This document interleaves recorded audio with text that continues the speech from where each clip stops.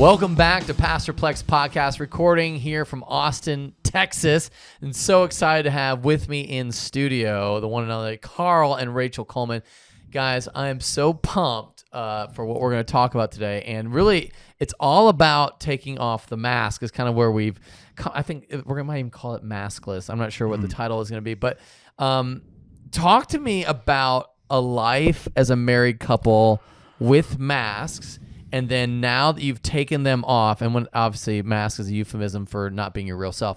But let's just go down this road, because you guys have really, in the past, in the COVID blip, your lives have been through a whole lot. Yeah. So take me back to the mask days and what that looked like in your marriage. For us, so we got pregnant young. Yeah. Rachel had our first son when she was 18.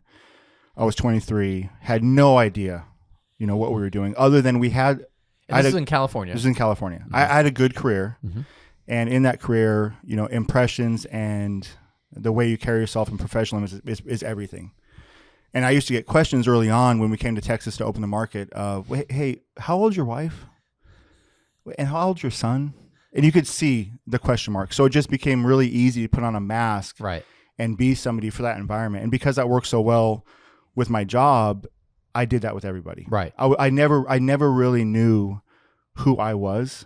I just knew I was insecure. Okay. And I knew I needed to be liked by everyone around me to shore up my insecurities. And so this is where you became like the yes man. I became the yes man. Like, talk to me about that.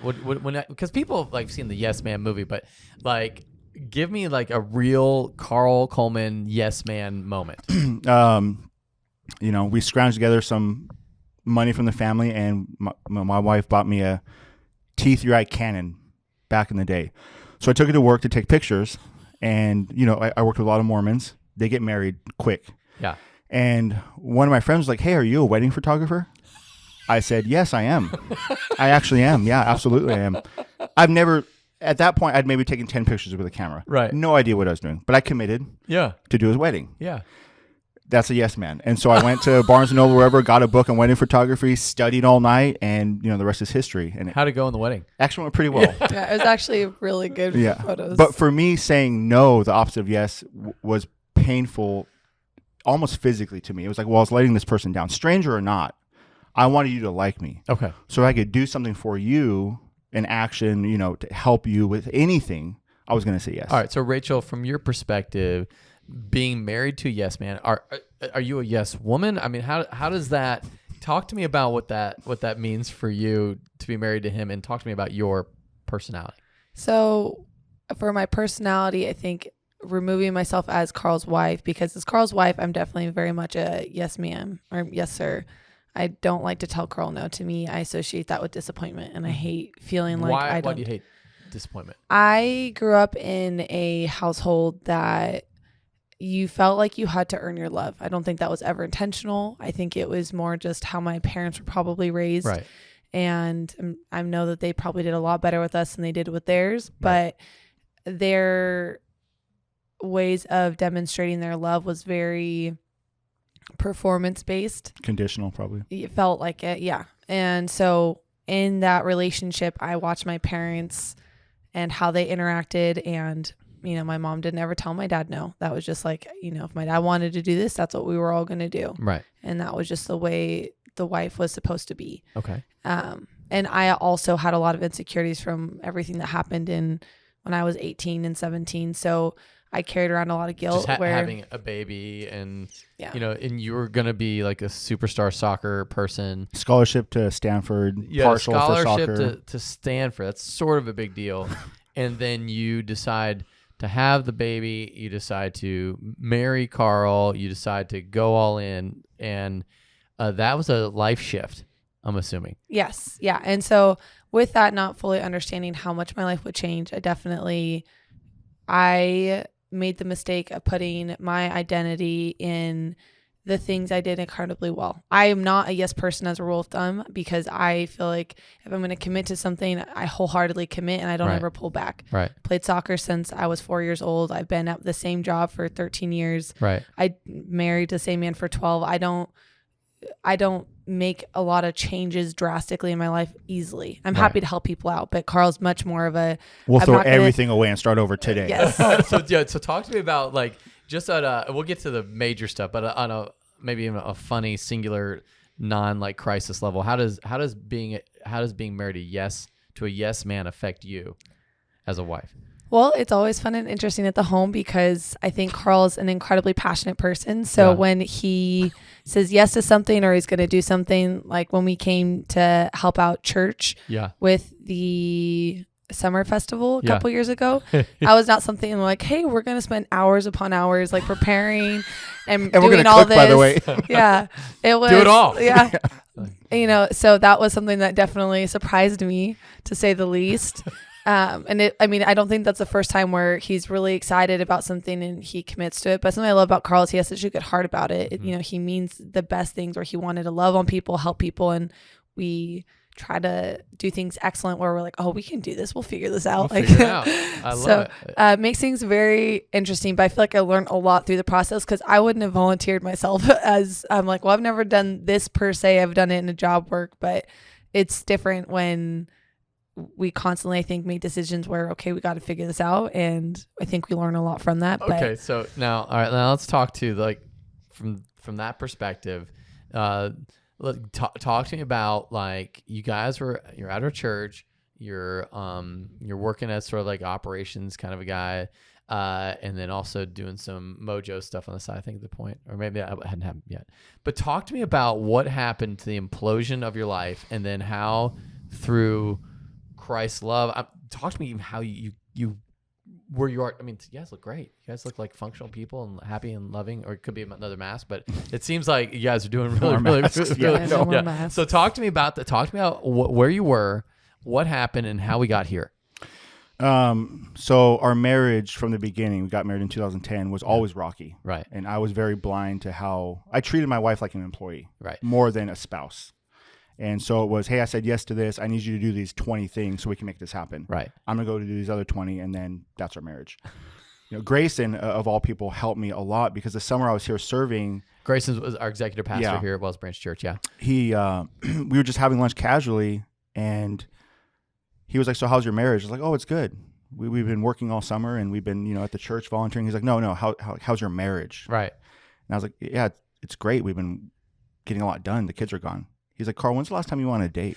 And I was like, Grace, I don't know, years. I mean, so there's a lot I was blind to. But so that lended to Rachel needing, outside attention, or she wasn't getting it from me at Right. all. And so, Rachel went and, did her thing and found attention from somebody willing to give it to her. And it just, internally, I should have known. But the night, December 15th, 2019, that everything kind of imploded, it was like the perfect storm where I was saying yes to everyone at church, saying yes to everyone at Mojo, helping Rachel wear her mask at her job. And then all of a sudden, it's like the curtains pulled back and everybody now knows, hey, your life's a mess. This perfect couple that you guys were, it doesn't even exist. Right. And that was hard. Right. So I had a choice either to own up and call the people that cared about me and say, hey, I have a mess on my hands and I'm in a crisis mode with my wife and things are falling apart, or dig in and say yes even harder.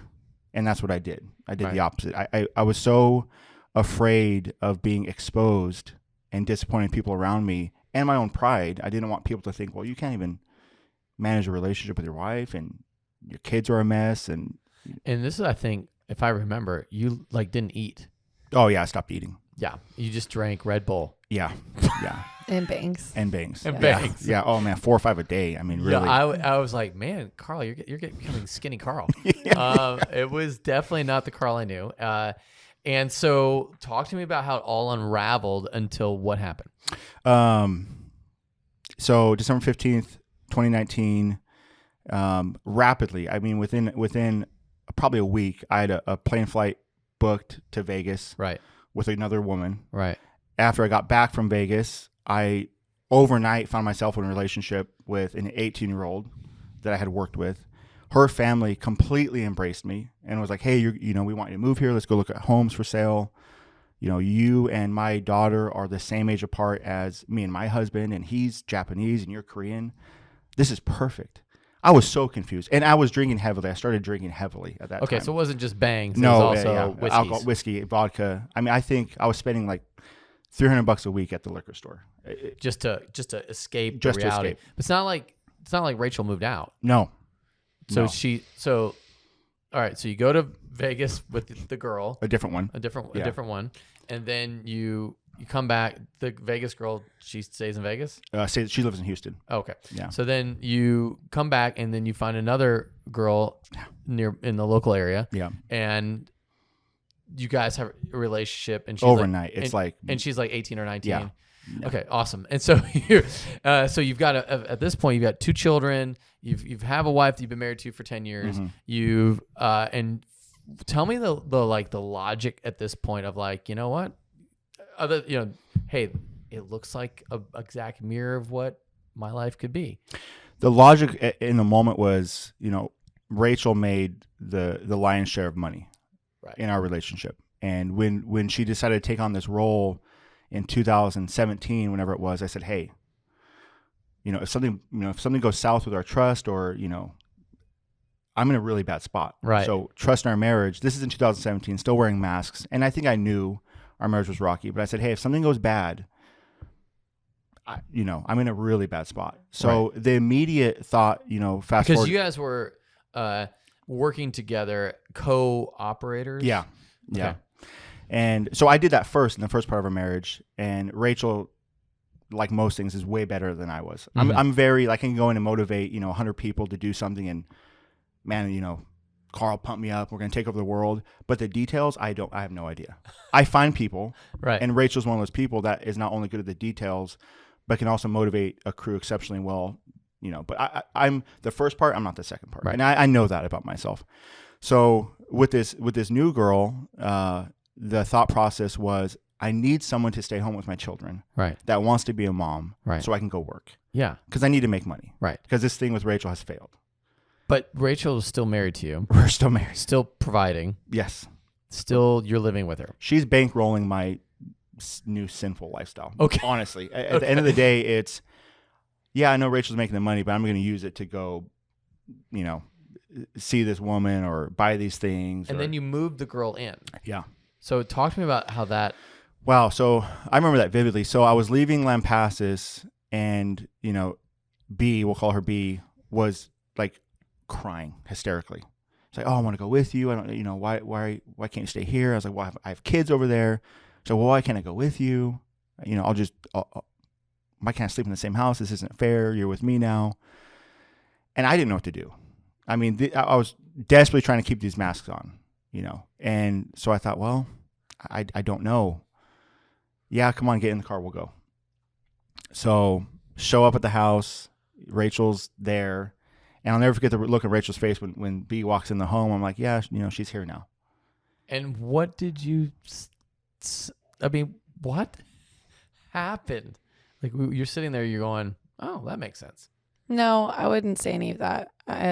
None of it made sense. It wasn't like, oh, this is perfectly rational response to everything that just happened at all.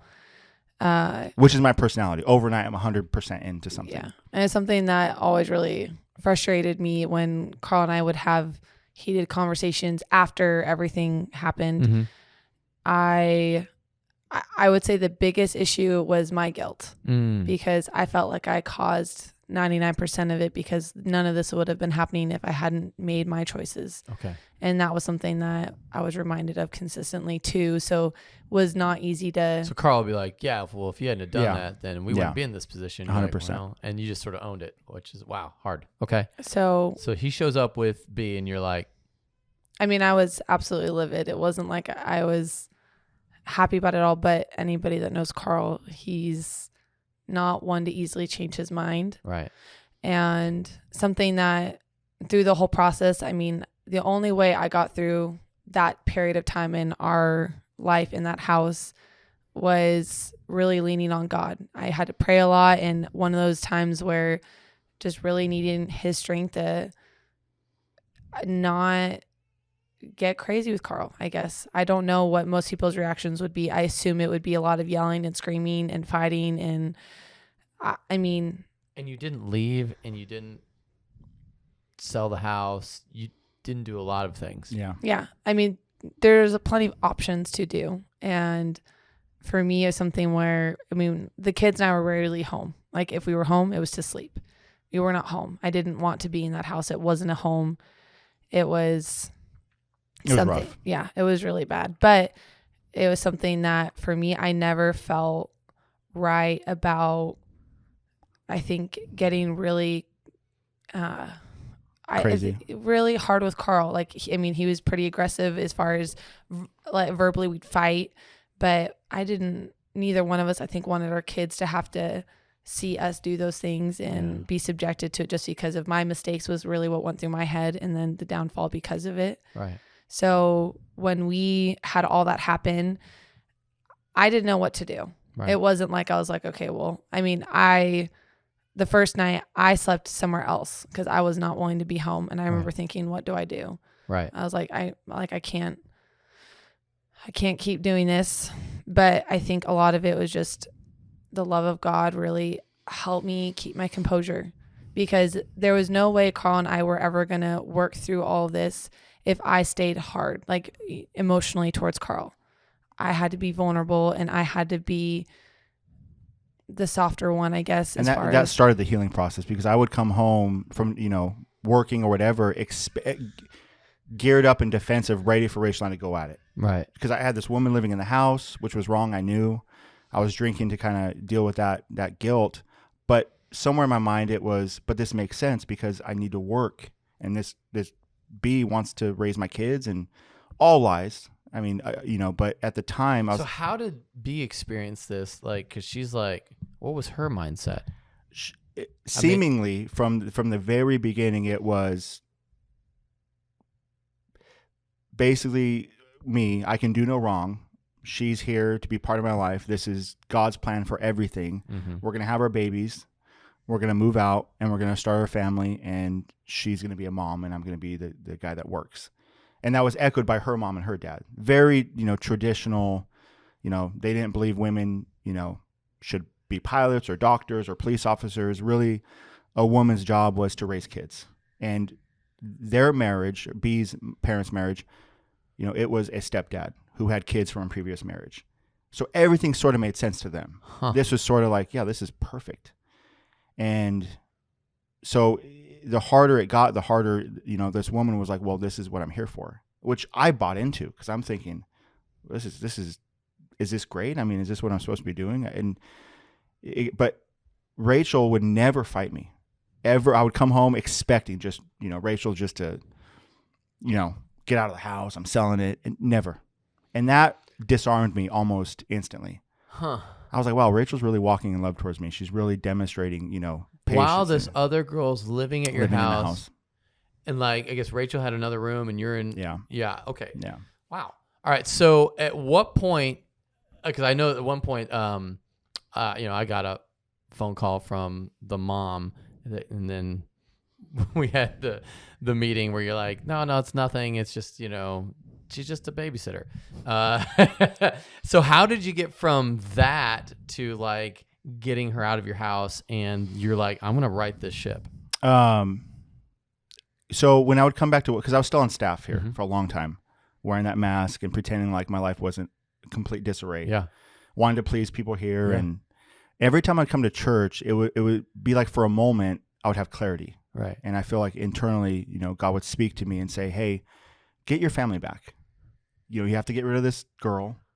If you show Rachel a fourth the amount of love and respect you show this other woman, you guys will be in a good spot. Yeah. And 4 separate times I would come to serve, and I just felt strongly like I would see what I was doing for what it was. Yeah. And that really started the process. So I told B so she moved in February.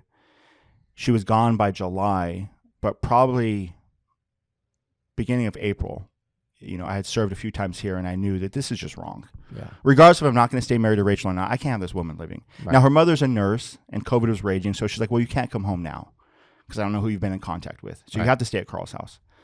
So longer story short, I basically went home, and from serving here on a Sunday, I said, hey, this is over. She's like, no, it's not. I was like, no, this has to be over. Like, I don't want to be in this relationship. You have to move home. She's like, no, I'm not going to move home. We're getting married. I'm staying here. I'm not leaving. I don't feel comfortable leaving with Rachel still living in this house. I'm not leaving.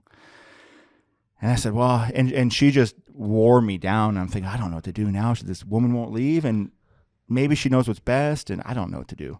So it all came to a head when the mother got involved. Right. And she called whoever at the church Yeah. and kind of blew the lid off of my secret life. Yeah, yeah. And at the time, it was incredibly painful and embarrassing, but it was honestly one of the most beneficial things to happen. Right.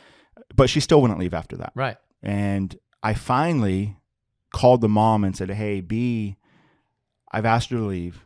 She won't leave. And I don't know what to do. She said, well, are you home? I said, yeah. She said, well, I'll come get her. And the mom came to where we live and went in the house and basically packed all her stuff up. And she still wouldn't leave. She said, no, Mom, you don't understand. I love this guy. He loves me. She's like, he doesn't even want you here. He called me. You need to leave. It was a long, long process. But she finally left. And I think the first day or night where she was out of the house, and Rachel and I were amicable, but it wasn't like we had a relationship. Right. We were still very much almost strangers. We were co-parenting. Co-parenting. And I remember thinking that just the stress from everything I had done in 2020 and seeing the destruction that lies caused, it sort of scarred me from ever wanting to put on another mask. Because you know, Pastor Chris and the people at church and friends we've had, they knew everything that I had done. Now it was out in the open, and they still embraced me. And I was like, well, I guess if I don't live a double life and don't put on a mask, I can still have friends. I can still, Yeah. You know. I think what's funny, just looking back, is I was like, why is Carl doing this when we love him?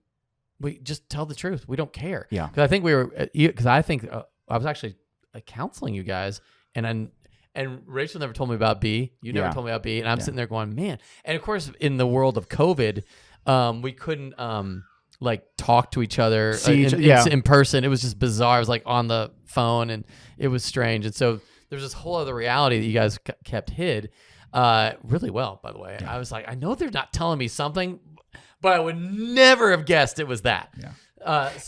And honestly, if it hadn't been exposed, right, just knowing the way Rachel and I have worked, our entire lives on different things, probably, or maybe one of the possibilities would have left. Yeah. We would have buried it completely and moved forward and kept that mask going. Right. And, it would have imploded at some point in our life somewhere else. Yeah. But yeah, that's the problem is when we wore masks so well, it wasn't even like we thought about it. Right. Well, who does Chris want me to be? I can say yes to that. Okay, we can do that. Yeah. Hey, Rachel, I just committed this to these 1,000 things. Probably fail half of them, but hey, it's better than not committing.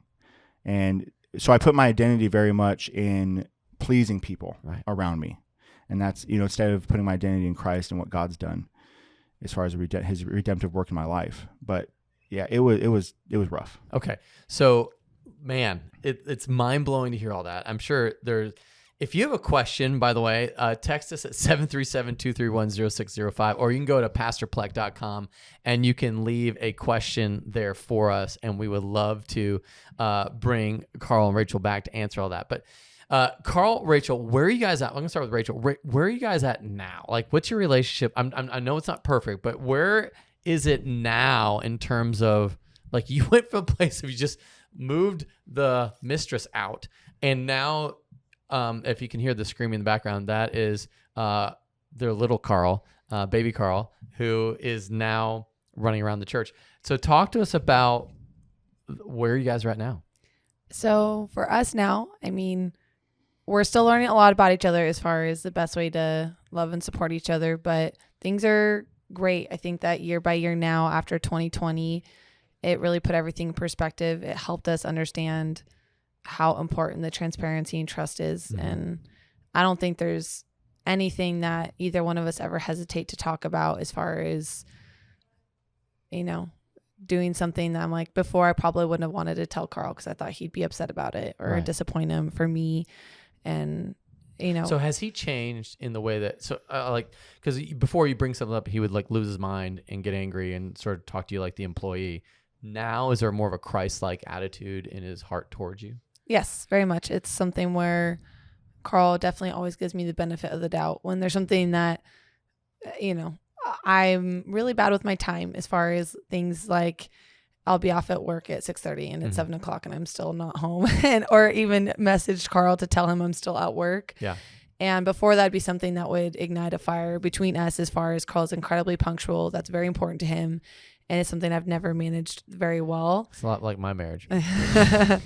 So it's something where, to me, my mind, it makes perfect sense why, because of the work I do. But it's something that's, again, incredibly important to Carl. But now, I mean, I will say it happens still pretty regularly. I try very hard to be better about communicating, but I don't remember the last time we really had a heated argument, let alone a strong conversation about it. I think it's something where Carl usually just makes sure, that things are okay at work, and he'll probably share, okay, I'm stressed right now. And that's probably like the bulk of the conversation. And then we kind of go on from there. So his heart towards me and how he shows it, I think, is just, he's a completely different person. So Rachel, what would you say to a couple that, let's not go to, they haven't moved a mistress in, but they are struggling. Okay. Hopefully not. Hearing it out loud, I'm like, Let's hope not. All right. So what would you say? What would you say to a couple that's struggling about getting help? I mean, I will say that coming to church and getting counseling from you, Chris, was huge. I think that regardless of whether Carl was committed or not, I can control what I do and say and don't say and how I spend my time. And that's what I did for that period of time. Is I had never understood how important it was to, you asked us both to spend an hour a day to get quiet, to pray, and to read. And I had a busy work schedule. I'd never made that important before. I had time to, breathe my bubble and pray every once in a while, sure. But I never made it a priority like I did. And that transformed my life. How did you do that? Like with your busy schedule? Because you're not, you own or you operate a major franchise restaurant in Austin, Texas. So how did you get that time? How'd you carve out the times? That's a terrible way to put it, but how'd you prioritize the Lord?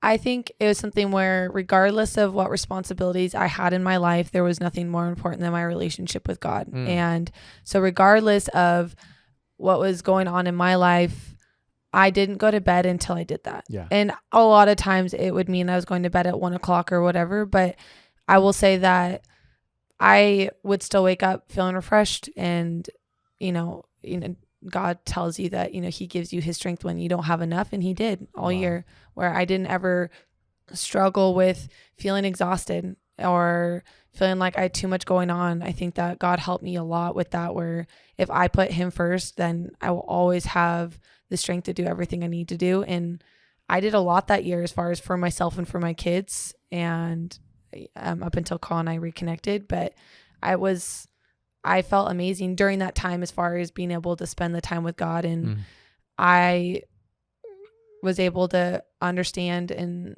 know who I am in Christ. And I no longer put my happiness or my worth in Carl and how well I was doing in our relationship, or however I viewed that. It was no longer about that.